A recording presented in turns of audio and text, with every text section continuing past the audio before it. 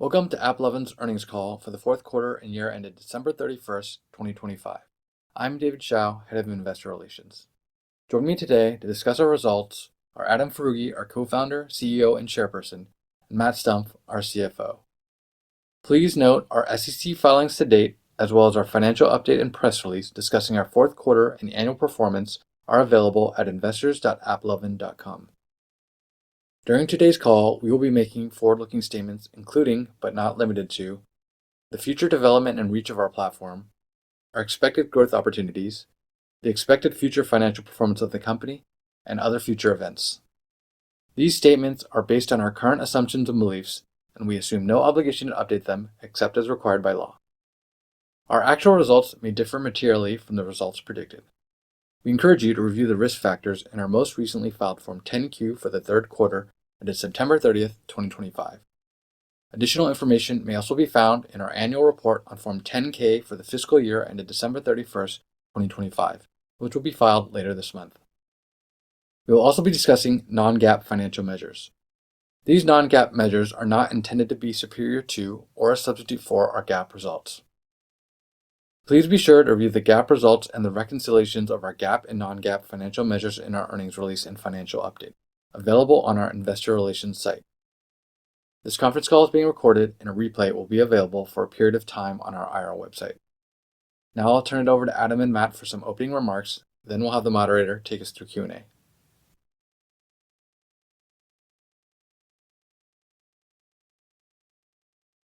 Thanks everyone for joining us today. I want to start by addressing what's clearly on many people's minds. While I prefer to ignore short-term fluctuations in the stock price and focus on maximizing value over the long term, the recent volatility warrants addressing.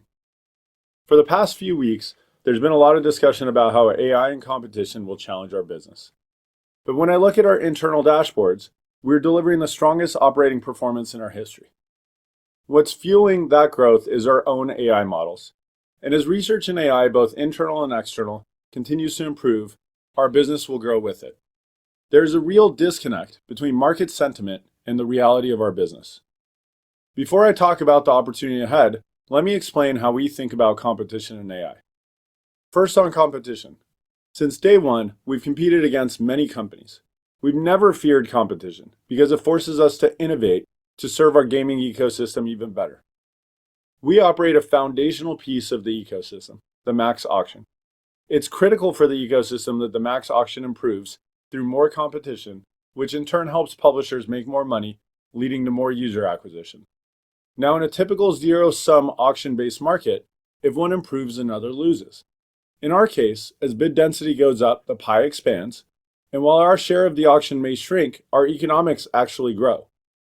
There are impressions our model understands extremely well and it values highly, and others where we have less signal and value them less. When competition wins an impression, it's very likely to be the one that we value less. This leads to the publisher making more, and in many cases we do as well, because instead of winning a low-value impression, we get to charge the winning bidder 5%. When you hear about a startup coming for our business, you should be asking how their value proposition can be stronger than ours. If our value proposition wasn't strong with our partners, we would have lost those relationships long ago. We have competed very well in mediation against giant companies. The network effects in this business are very real. We scaled our network by providing the best monetization and, even more importantly, the best advertising tools to publishers. The combination is not something peers can overcome. Second, let's talk about AI and game creation. The bearish view assumes that if AI makes games easier to build, the value of our ecosystem declines. Well, we believe the exact opposite. AI will dramatically lower the cost of creation, which means content will explode. And when content becomes abundant, discovery becomes a scarce resource. Even in the past, as mobile games were built by human teams, the content was plentiful, and in many cases, commoditized. That is actually what allowed us to deliver such a strong value proposition through our advertising solutions. In a world where anyone can create an app or a game, millions of experiences will compete for attention.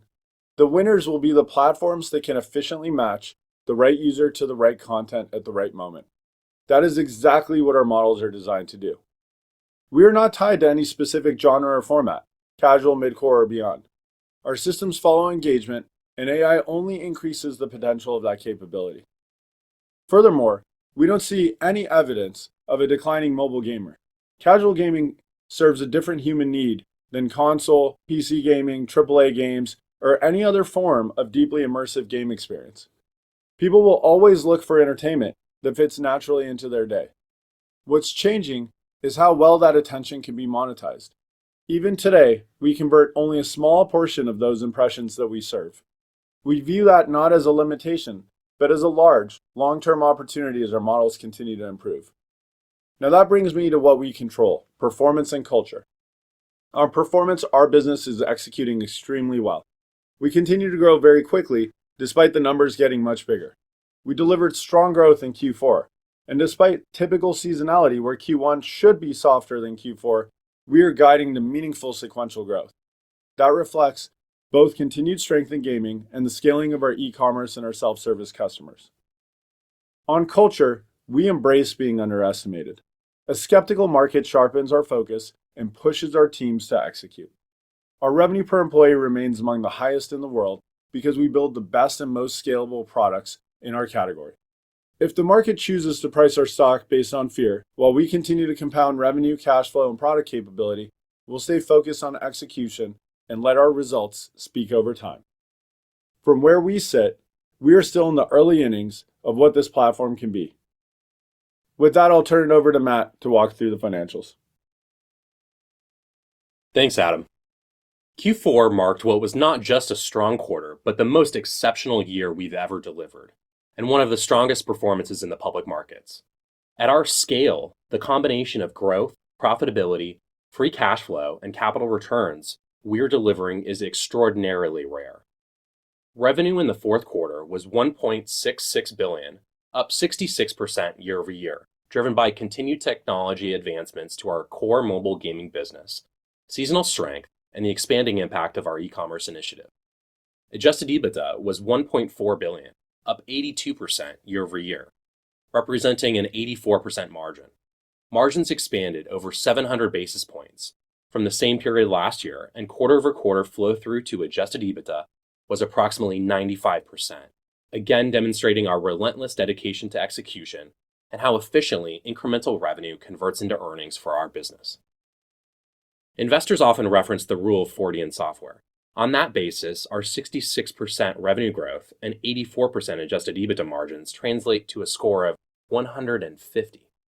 That level of profitability at this growth rate is almost unheard of and reflects the fundamental operating leverage of our model.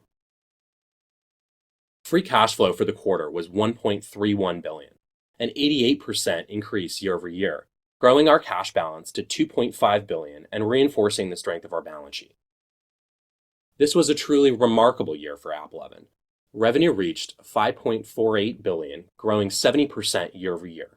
Adjusted EBITDA was $4.51 billion, up 87% year over year at an 82% adjusted EBITDA margin, a margin profile that very few companies ever achieve, let alone sustain at the scale. Free cash flow totaled $3.95 billion, up 91% year over year, underscoring not just growth, but the exceptional quality and durability of our earnings. Simply put, very few public companies are scaling faster, more profitably, and with greater cash generation than we are today. That strength directly translates into shareholder returns. During the quarter, we repurchased and withheld approximately 800,000 shares for $482 million. For the full year, we repurchased and withheld approximately 6.4 million shares for a total of $2.58 billion, funded entirely by free cash flow. As of the end of the year, we had a remaining share repurchase authorization of approximately $3.28 billion. Over the last 4 quarters, we reduced our weighted average diluted shares outstanding from 346 million to approximately 340 million, while simultaneously investing in organic growth and maintaining substantial liquidity. Our share repurchase program reflects our conviction in the value and durability of the business. Turning to our outlook for the first quarter of 2026, we expect revenue between $1.745 billion and $1.775 billion, representing 5 to 7% sequential growth. Adjusted EBITDA is expected to be between $1.465 billion and $1.495 billion, with an adjusted EBITDA margin of approximately 84%, maintaining best-in-class profitability as we continue to scale. To close, Applovin represents a combination that is exceedingly rare: sustained hypergrowth, exceptional margins, massive free cash flow generation, and disciplined capital returns. We believe this puts us in a category of our own and positions us to continue delivering outsized value for shareholders over the long term. Now with that, let's move to Q&A. We'll now begin the question and answer session. Please be sure to unmute and turn on your video before asking your question. We will take as many questions as time permits, and since we have many questions today, please be patient as we move through the list. Your first question will come from Benjamin Black with Deutsche Bank. You may now unmute and ask your question. Great. Thank you for taking the question. So my first question is on the e-commerce opportunity. So could you perhaps sort of reflect on the self-service launch? What were some of the key learnings? What worked? What didn't? Where is there room for improvement? And to the extent possible, it'd be great if you could sort of share or quantify the e-commerce contribution to revenue or gross ad spend this quarter and in the guide. And then I have a quick follow-up. Thank you. Yeah, so the e-commerce business obviously has been live with us for a year and a half. It's doing really well. In Q4, we opened up the self-service platform, referral only. So we're not at the point yet where we're sort of a GA type launch. We'll get there. We said first half of this year. That's still on track. What gets us excited are a couple things. One is the current customers that had lapped Q4 2024 into Q4 2025 saw material increases in spend as our models just keep getting better. Now, remember, this business and the model around this business that drives the value for the advertisers is really in its infancy. It takes us a while to continuously iterate to improve the model. In fact, just a few weeks ago, we had a pretty sizable uplift. So those same customers from the prior year cohort saw big growth. Then you ended up with new customers coming in from the referral program. I mentioned on the last earnings call, we were seeing substantial growth there.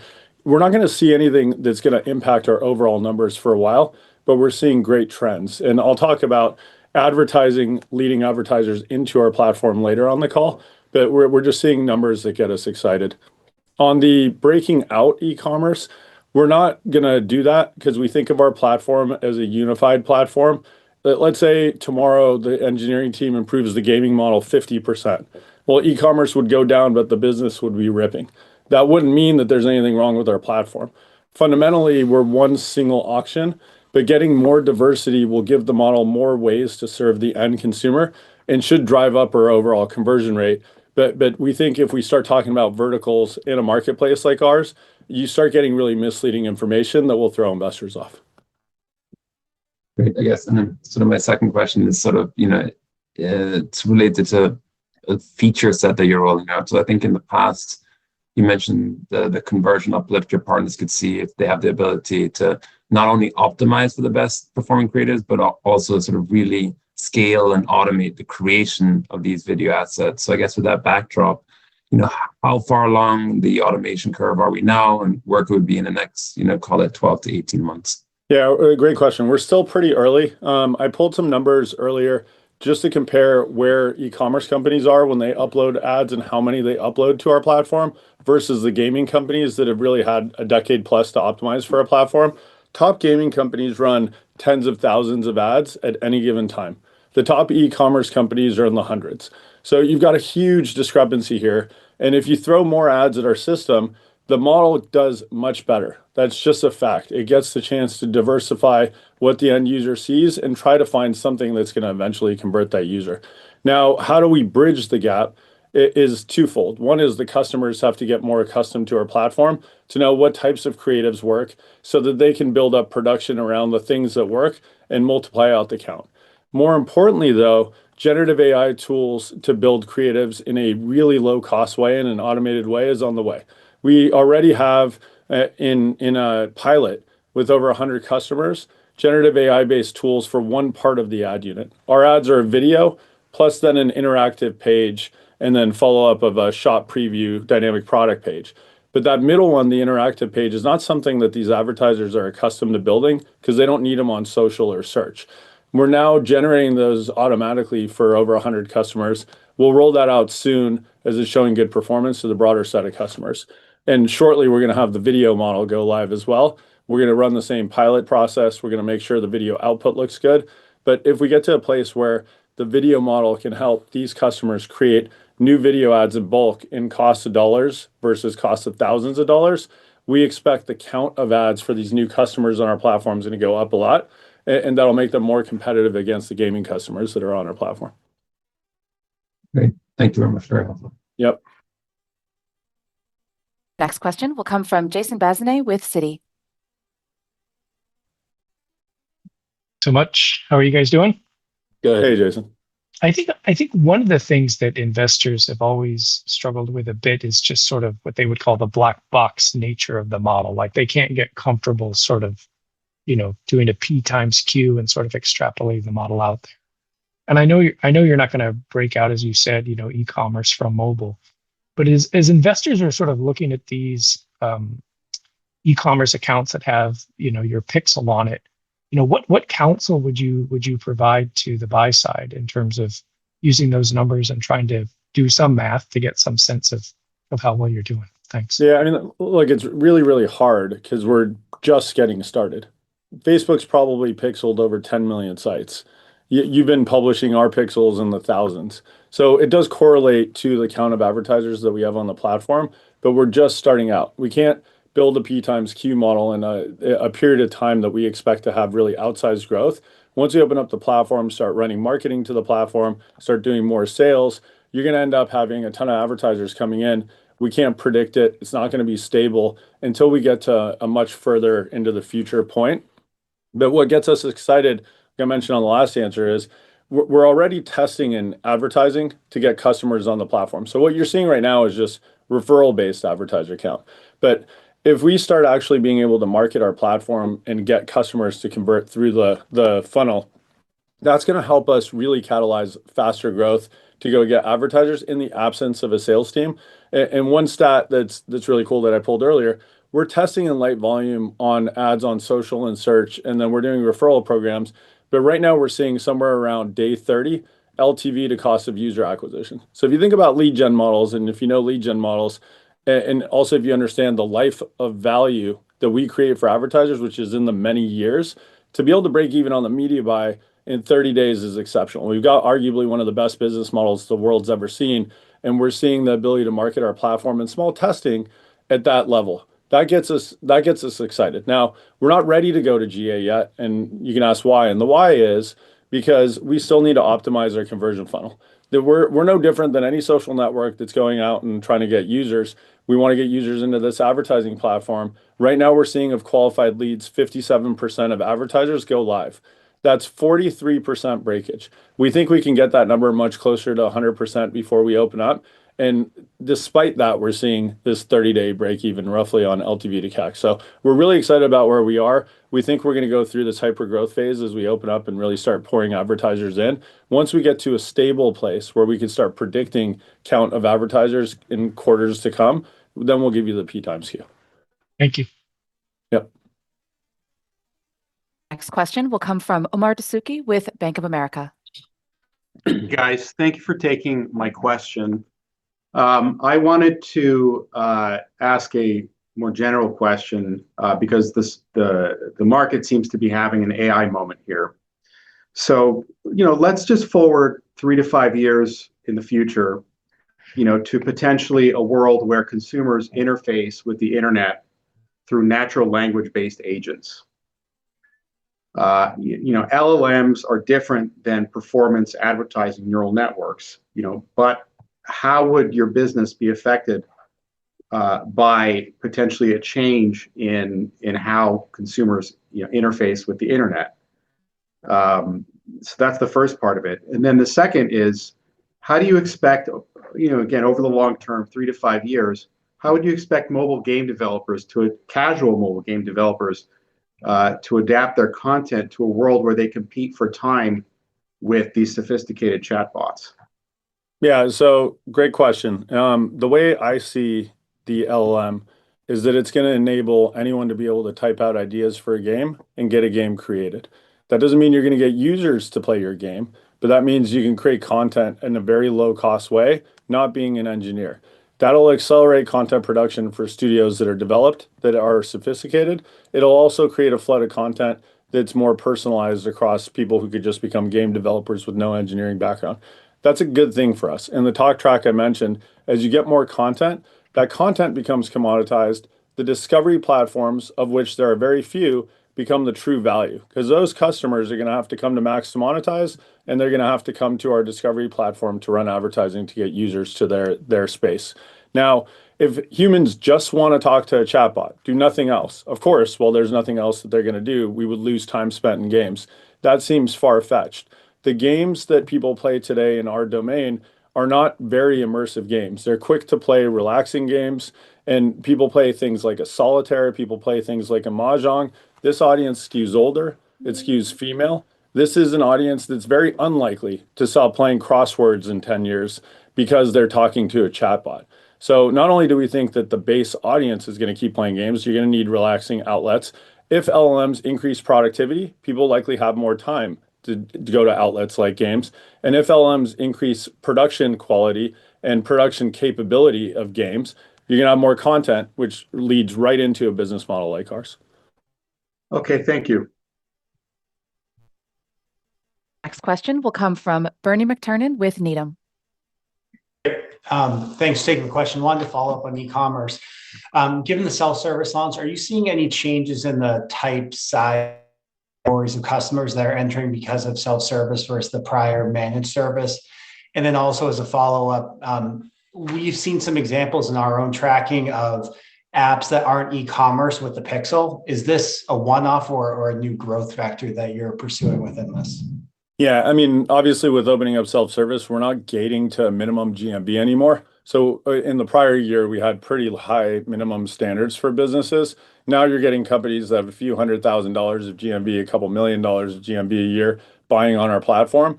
What's nice about that is not only do we see the ability to track performance very clearly on a brand that's small, if they start spending money, the money translates to revenue, and it's really obvious in their numbers that their pre-existing revenue was a few $100,000. I'll give you an example. We had a year ago this Israeli cookware company come live that did $4 million of revenue. And these types of stories make us really proud.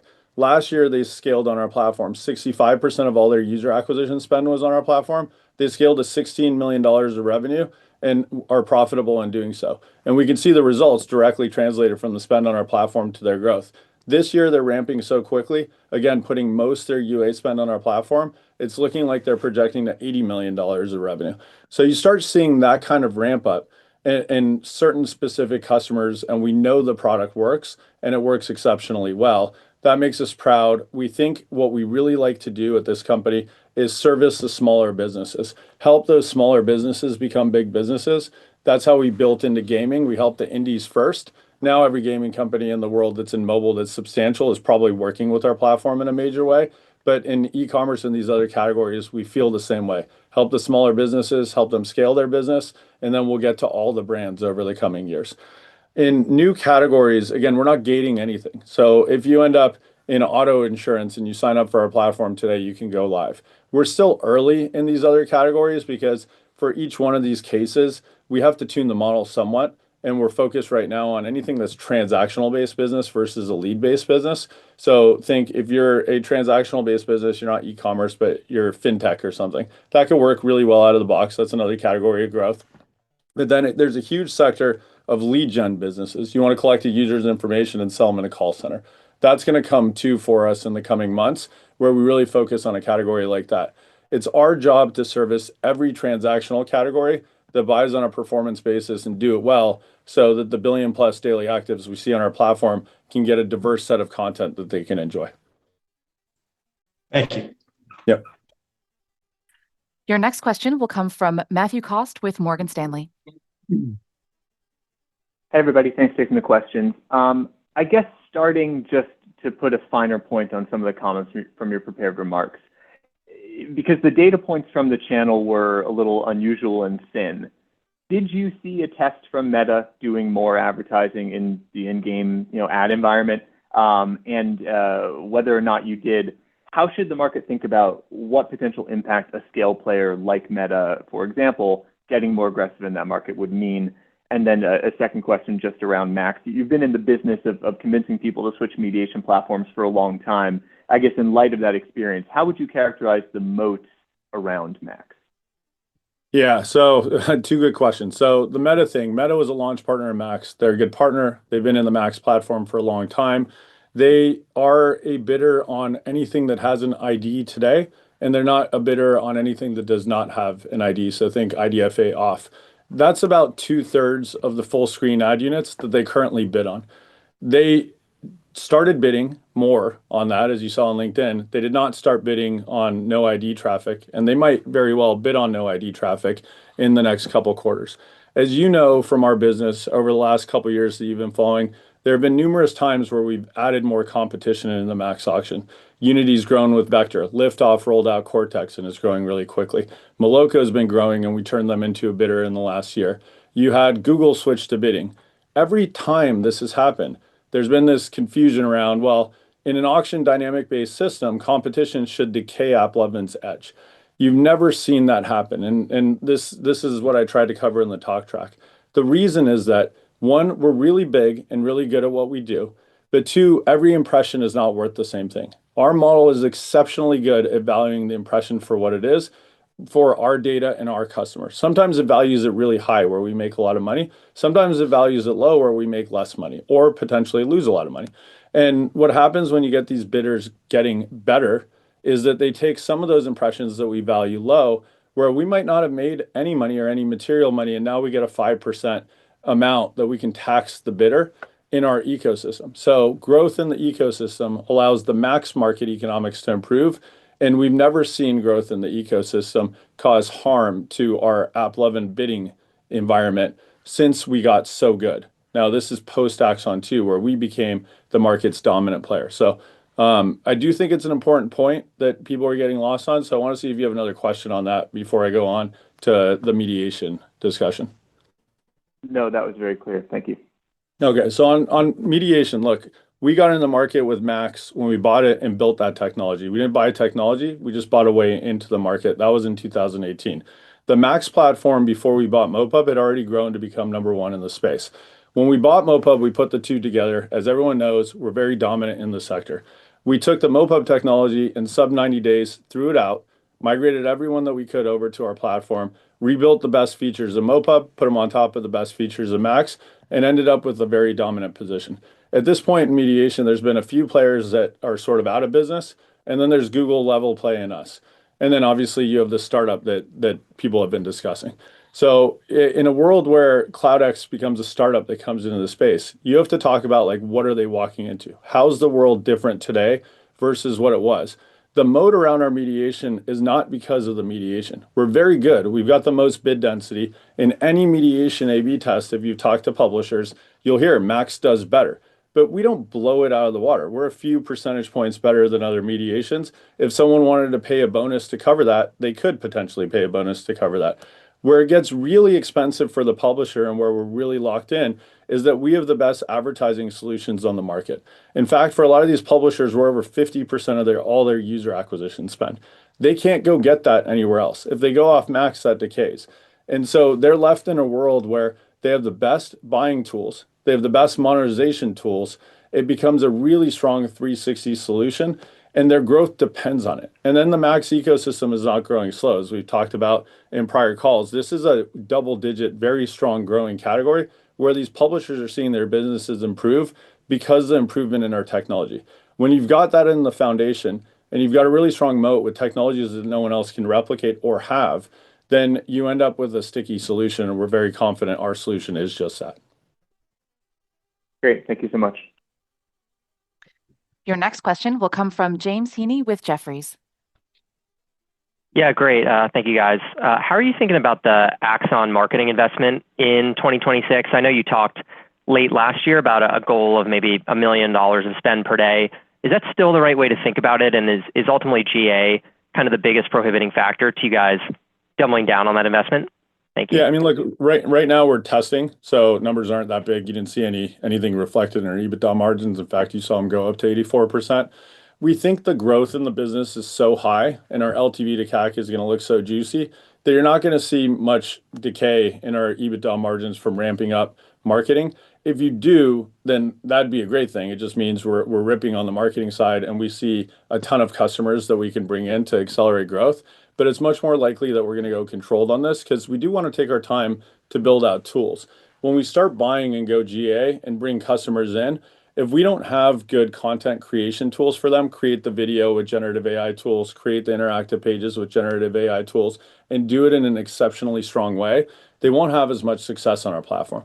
So that's a long way of saying we're in no rush. We're seeing 30-day LTV to CAC roughly. If we see that at scale, we're going to scale, but we're not in a rush because we want the tools to catch up to the opportunity. Great. Thank you.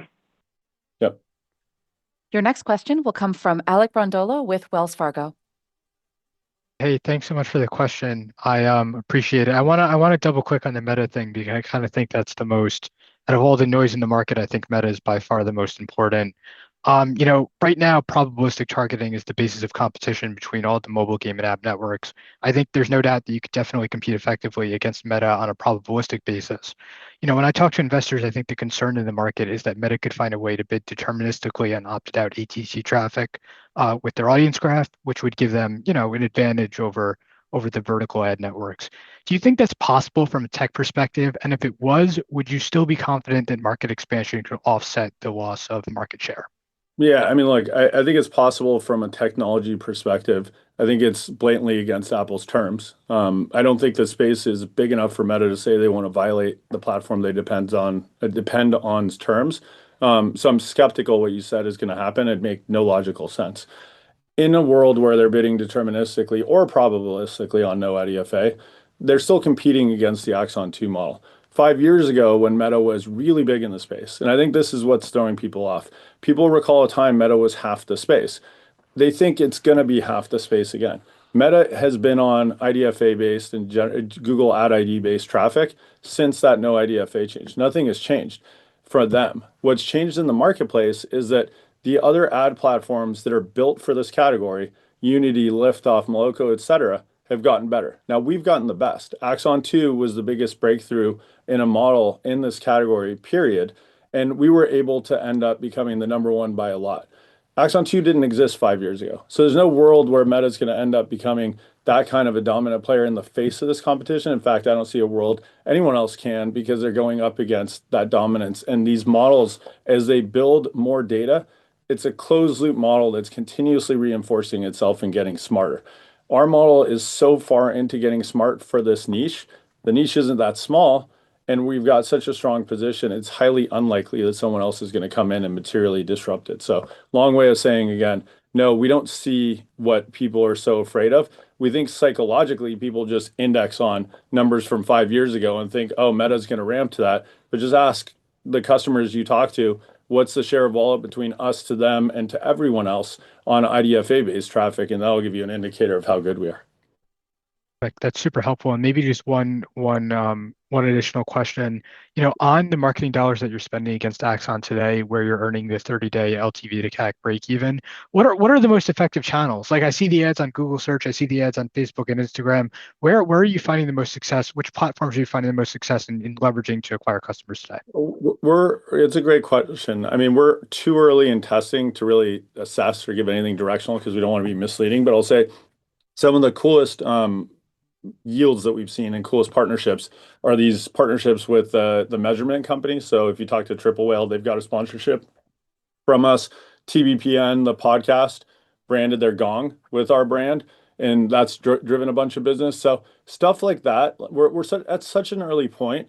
Part of the direct response channel here is actually just building the brand. So when we get placements like that, people start hearing about this Axon Ads platform. Then they go to Google, and we don't have any SEO yet. Once we get history and put more content out on our blog, which we're committed to do, and get more link backs, we'll also have SEO. But today, in the absence of, Google search words are also great. We're starting to get brand recognition. People know our platform's critical. They go search Google, and we're the first ad word now.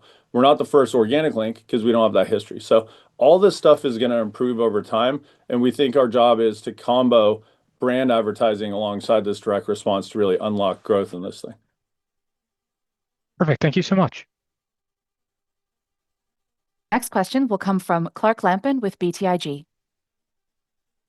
Thank you, guys. At the risk of, I guess, just sort of, overdoing it around this meta point, I wanted to see if you guys could just, Matt's laughing, so I think I am overdoing it right now, but just remind us, I guess, the sort of scale of bidding that you guys, are doing right now. I think the 11 billion or over 11 billion number that you provided in the blog post is the most recent example. Is that something that really needs to be replicated in this segment of the market for probabilistic bidding to really drive signal or capture signal that would allow somebody to replicate the same sort of degree of efficacy? I think it would just be helpful for people to understand, maybe even if somebody wanted to move in this direction, what are the sort of capital constraints of doing something like that? Yeah, I mean, look, first of all, like at the base, there are different approaches to modeling these businesses. Meta has a model that's fantastic, super sophisticated, but built for social. Most of their training data is on social. We've got a model that's cutting edge, very sophisticated, built for our ecosystem. Our training data is predicated on that ecosystem. Our customers are perfectly tuned for that ecosystem. We started in gaming, where the biggest there is in game UA dollars. So those dollars aren't just going to shift because someone else comes into the space. The dollars are already locked in on us, and our model is very smart. When there's a high value user, sometimes our model bids thousands of dollars on a CPM basis. The model knows what works for these customers. So it's just not something that's conceivable in a marketplace where you have budgets that are already given to us and we're on cutting edge technologies for someone else to come in. Now, if we stop innovating and we decay on the technology side and we stop providing the service to the customers where they start looking around, yeah, those things could change, but that's not going to happen overnight. And the one thing we can say confidently, 14 years into being an engineering product-led org, is you've seen us move incredibly quick. We are innovators. Engineering team is top-notch, second to none in this field. And so we're very much focused on continuing to push our models forward, and we're doing it from a very strong leadership position. Okay. And if I may just ask sort of a very quick follow-up, prospecting campaigns. This was a product launch, that sort of came about recently. There was a lot of very strong feedback in the channel throughout the quarter around the efficacy for some customers seeing, full shifts in sort of repeat versus new customer mix. Could you talk about the way that product, I know that you guys don't want to give sort of specifics around your non-gaming business versus the gaming one, but would it be possible to sort of contextualize the impact for us, or maybe what you're seeing with advertiser behavior heading into 2026? Yeah, I mean, you've probably talked to some of the advertisers, so you hear positive commentary on it, but it's really hard for advertisers to understand the incremental value of retargeting. It's really easy to understand the incremental value of a new customer. And so it wasn't lost on us for a year and a half when we got into the market that just a universal campaign that had a split of new customers and retargeting wasn't the final answer. We needed more targeting for these customers to map to their goals. So we rolled out this product in Q4. We let them upload their historical purchases. Using that data, our model can start tuning away from purchasers from the past and towards users that they've never seen before. Results were fantastic. It takes a while in an advertising marketplace for every new product to get adoption, but we've seen really quick adoption on this one because when they flip the switch, they instantly start seeing many more new customers. Thank you. Your next question will come from Robert Coolbrith with Evercore. Thanks for the questions. Appreciate it. Adam, you've mentioned a couple times now the connection between ad ROAS and Max. Just wondering if we could maybe put a finer point on it. If a publisher were to give another platform first look at inventory, something like that, would that significantly degrade that connectivity between ad ROAS and Max from a UA perspective for that publisher? And then I have just a quick follow-up. Yeah, I mean, our terms are that they can't do that, so that's not part of the equation. Got it. Perfect. And then I think there's also a notion out there that demand partners might bid differently in a different environment or something along those lines. Do you have any thoughts on that? Yeah. I mean, look, Max is fully fair, transparent. We get audited by the bidding partners. It's the vast majority of the marketplace. Wouldn't it be a foolish business decision to bid differently in a very small platform versus the platform that owns most of the space? Doesn't make any sense. So if someone's going to be a competitive bidder, they're almost certainly going to want to be a competitive bidder in the marketplace leading market. Got it. And then just one last quick follow-up on the breakage that you mentioned in terms of the qualified leads to go live or launch. Just wondering if you could talk about maybe some of the inhibiting factors today and how you'd plan on solving some of those. Thank you. Yeah, the biggest one is that they just don't have video ads for our platform made to the type of format that we need. So those generative AI tools should be able to raise that to a much higher percentage of customers going live. Okay, great. Thank you very much. Yep. Your next question will come from Jim Callahan with Piper Sandler. Hi, everyone. Thanks for the question. Just follow up on the market growth. You've kind of talked to this double-digit framework through the back half of 25. Can we expect that through 2026? Is that like a step function change that we think can continue? Look, Max is growing really quickly. It's a lot of it's driven by the strength of our platform. So when we're growing 70% plus year over year, a lot of the dollars spent on our platform are the publishers buying customers. So it fuels growth in the ecosystem. So long as we're doing a good job and the other marketing platforms in gaming are doing a good job, the Max market is likely to be growing really quickly. And this is now no longer a case where you just don't have other data points. Unity Vector is growing really quickly. That you've got a company like Moloko that's private but talking about going public that's growing quickly. Liftoff did testing the waters in a roadshow, so those numbers were out there that are growing really quickly. When you've got all these market players growing quickly, that Max market is growing in a way that people I don't think understood or would have expected, and we're not seeing any slowdowns there. Got it. That's helpful. Thank you. And then just you've talked about this reinforcement learning framework for gaming. Now that we're, I guess, like a year and a half into e-commerce, how does e-commerce reinforcement learning kind of compare? Is it faster or slower? Does it take longer? Yeah, I mean, what we've talked about is that the gaming model, based on its own results, can improve. So it creates its own memories. It gets smarter. The e-commerce model is the same thing, but I do just remind people that we're much earlier in e-commerce. We have very little data in the marketplace. So if you think about transactional volume that we have in gaming, we've got most of the market inside our system. So the model is pretty complete from a data perspective. And then also we've had now, I think it's roughly 3 years to continuously improve that model. And as you've seen, we've continuously improved it many times over the last 12 to 14 quarters. E-commerce is newer. It's starting from an earlier place. We have much less data penetration. So we can't go and track like, okay, in a stable world, how much is the model improving? Because the model is going to be improving much more so from our team improving the model with changes and then just customers coming on. Every new customer that pixels their site passes data to us, both engagement data and transactional data. So as we get customer ramp up, our data penetration in the market's going to go from very little to much greater. And as that happens, that's going to be a big catalyst for improvement in that category. Great. Thank you. Yeah. Next question will come from Stephen Ju with UBS. Thank you. Hi, Adam. Hi, Matt. I think you've previously talked about Applovin being demand constrained versus supply constrained. But can you help clarify, particularly, yes, there's yourself and the private company you just called out, as well as Unity, all out there getting better as well. And I think investors are so accustomed to thinking about all of this being zero sum. So, can you help us think about how much more supply there can be with perhaps new publishers and what existing publishers who already accept as can think about doing? Yeah, I think we're a long way from needing new publishers. I mean, we've talked about one, I think at this point, people should believe it's not a zero-sum market. This isn't rideshare where one person takes a ride and another loses. So if that was the case with our growth and our market position being this dominant, there'd be no conceivable way these smaller gaming ad networks could be growing the way that they are. So if we set aside the notion of zero sum, then you have to ask, well, how many transactions can we drive to this billion plus users?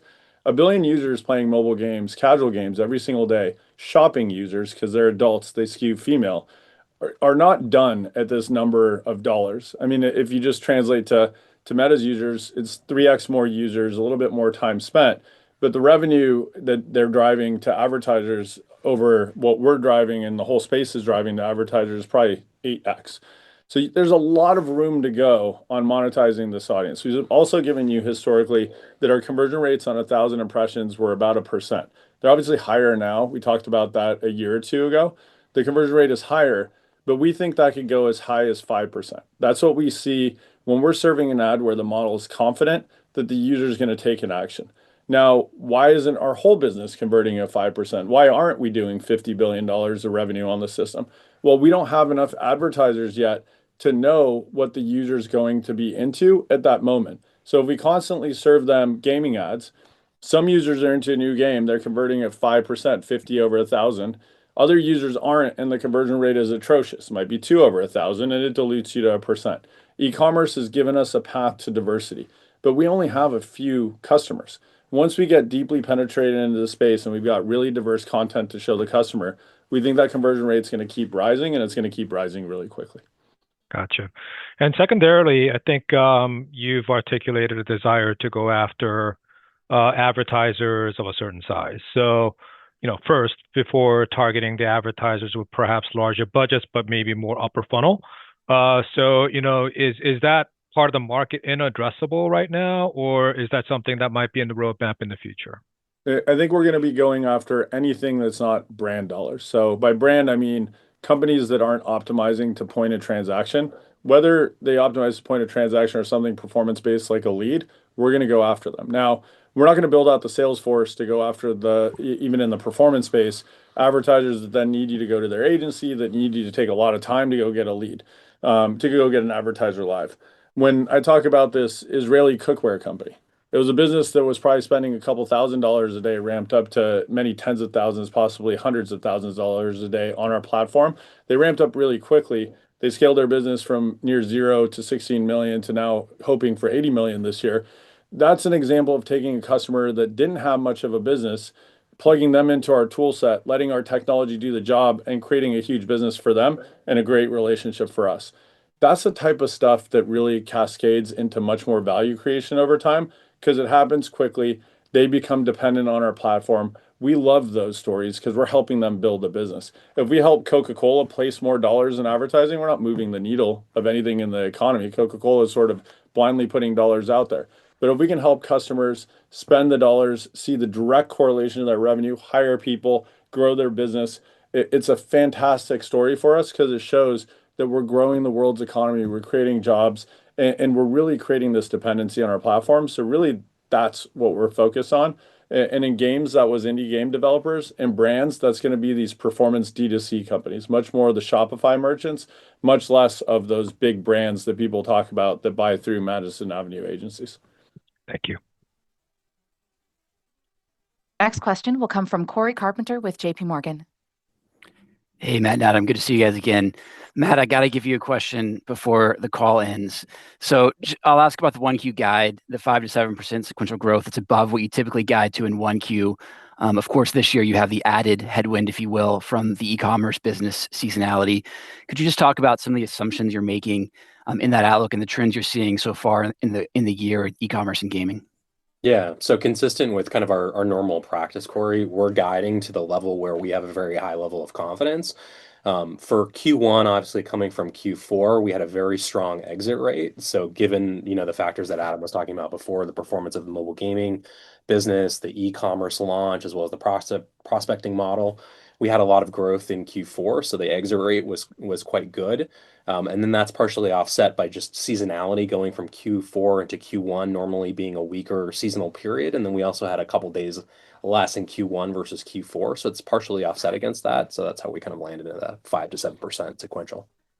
And then, Adam, you alluded to, I think, an unlock that you saw a couple of weeks ago in the e-commerce business. Anything you can elaborate on what that was would be helpful. Thank you.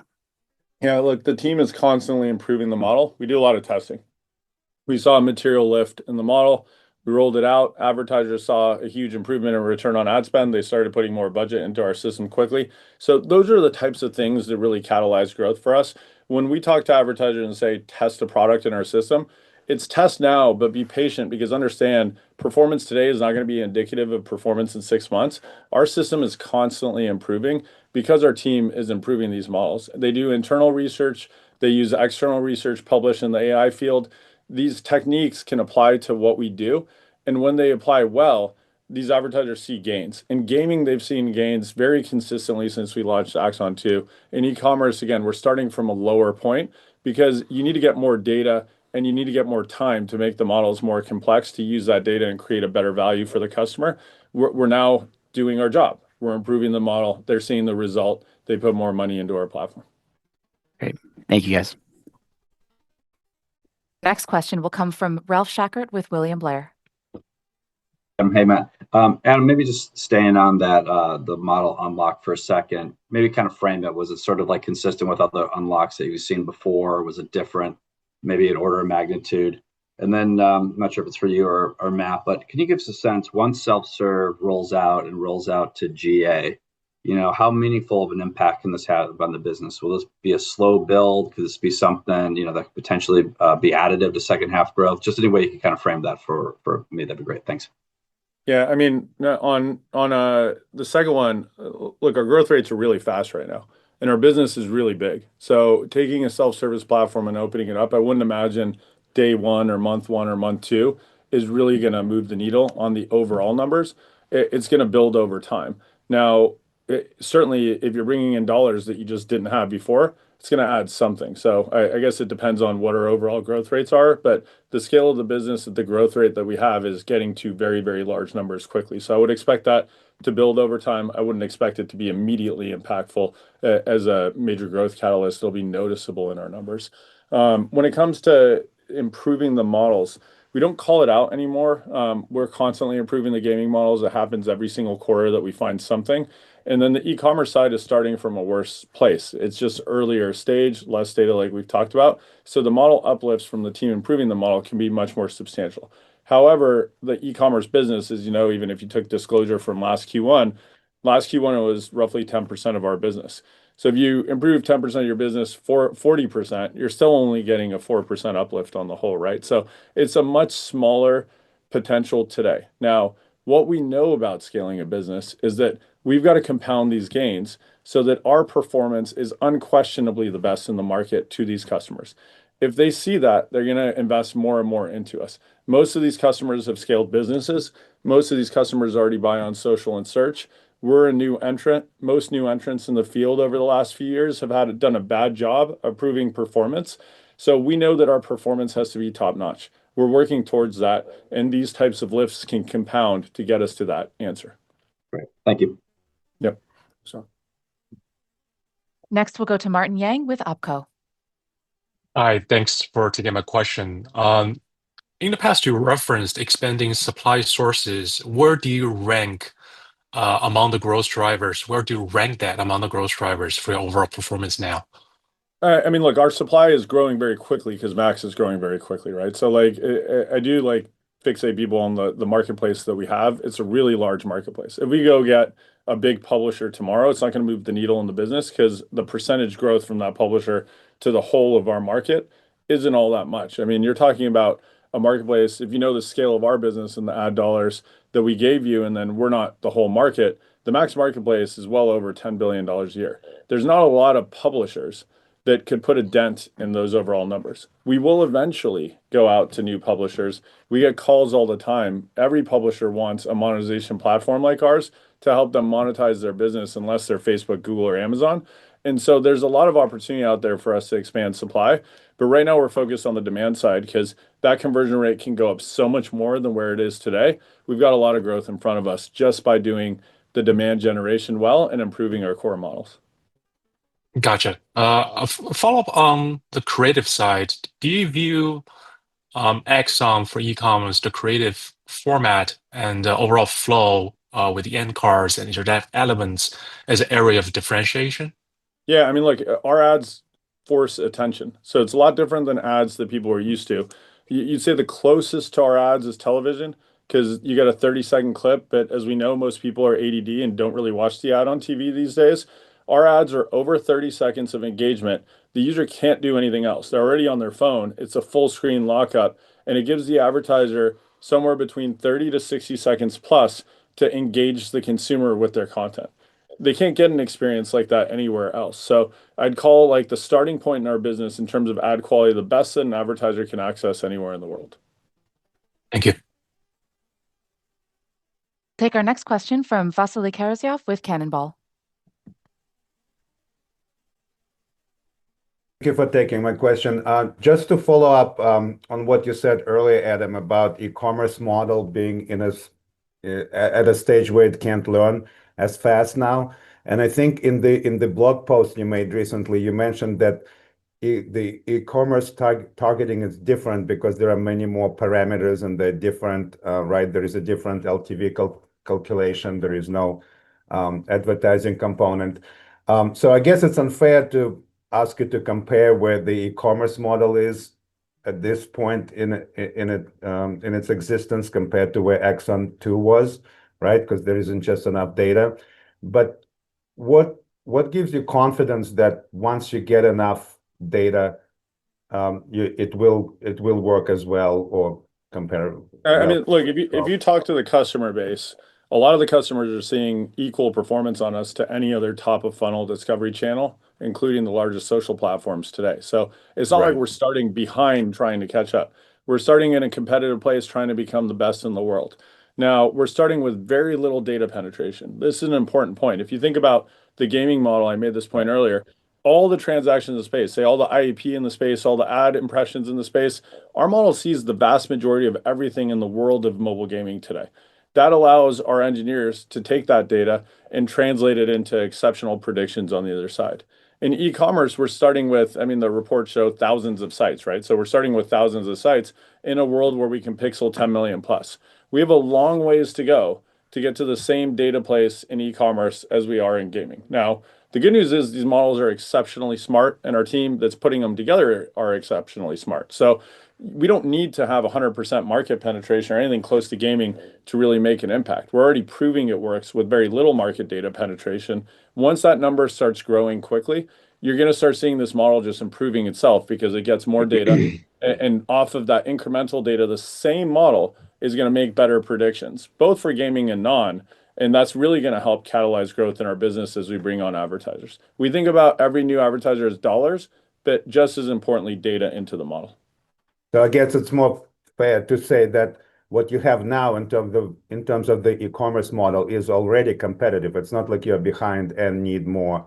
For data, sure, yeah. right? I mean, like we're not an e-commerce brand, but if you talk to them, if you talk to 10, at least 5 are going to tell you performance on our platform is really good. All right, thank you. That's helpful. Yeah.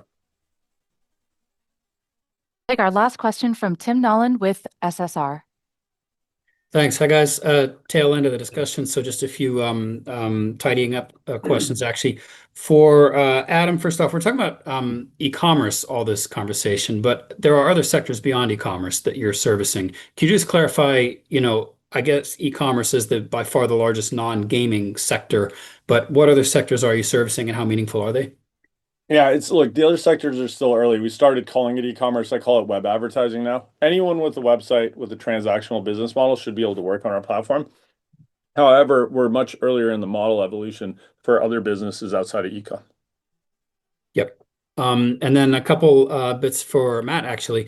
You've done a great job bringing costs down quite a lot. A lot of that is SBC, I think. You had a slight step up, I guess, sequentially in your R&D number in the cost lines in Q4. I guess the question is, with such a high adjusted EBITDA margin, you seem very confident in maintaining that. What do we need to know in terms of other cost items that could rise? How much could they rise in the coming, several periods, not just Q1? And then last question is regarding cash. You've got now $2.8 billion of cash with $3.5 billion of debt on your balance sheet. Just wondering what your capital structure thoughts and your use of cash priorities would be from here. Yeah, in terms of the margin, I mean, we feel very confident in the margin level that we're at today. The kind of X factors that could potentially change that in the near term or in the short term would be potentially performance marketing that we were talking about before. So to the extent that we see really great performance, with some of the campaigns that we're running, and we scale those up pretty significantly, we could see kind of a shorter term impact in margin. Obviously, we're going to be doing that in the way that we spend, generally speaking, which is very disciplined, and then obviously looking at the returns. So we'll run return-based campaigns. So we'll get the spend back in a relatively short period of time. Adam mentioned 30-day return from those. So overall, that's why we can feel so confident in the overall margin level that it shouldn't change materially from here. And then in terms of use of cash, obviously our first priority is spending on the organic growth initiative. So that's ensuring that we're continuing to retain our talent, compensating people very well, hiring, to continue to support our growth initiatives like e-commerce and our engineering team, et cetera. But that really hasn't moved the needle, obviously, in terms of the cash and the cash balance growing. So then it's really, what do we do with the cash after that? And we've been very active, with our repurchase program, and we continue to plan to be. Okay, thanks. I'm going to write it 60 minutes exactly. So good timing. Thanks. Perfect. Thank you. That concludes the question and answer session for this quarter. We thank you all for joining us today. Have a good afternoon. Thanks, everyone.